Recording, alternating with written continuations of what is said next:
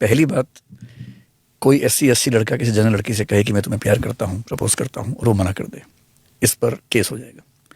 पहली बात तो इन रेगुलेशंस के तहत कोई केस होना ही नहीं है। ये रेगुलेशंस अपने नेचर में क्रिमिनल हैं ही नहीं।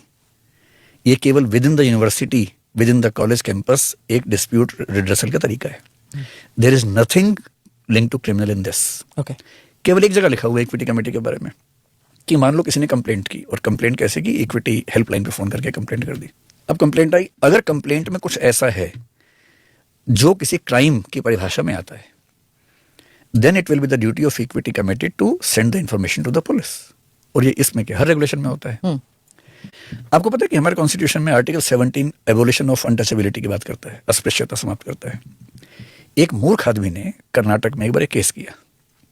कॉलेज में गया, एक लड़की को उसने हैंडशेक करने के लिए हाथ दिया, लड़की ने हाथ मिलाने से मना कर दिया। And he filed A complaint in the high court that she has practised untouchability with me. तो लड़की ने अपनी बात कही कि भाई अनटचेबिलिटी नहीं है, लेकिन कोई मुझसे हाथ मिलाए और मैं मिलाना चाहूँ या नहीं तो मेरी चॉइस की बात है। अगर मैं सबसे मिला रही होती और इसको मैं साफ बोलती क्योंकि तुम इस जाति की उसे नहीं मिलाऊंगी, तो अनटचेबिलिटी होती। अगर मेरे 2-3 दोस्त हैं, मैं उनसे मिलाती हूँ, बाकी उसे नहीं मिलाती हूँ। I do not know this person, why should I shake hands. तो हाई कोर्ट ने समझाया कि untouchability is not just the act of not touching someone, it has to have the intention of discrimination.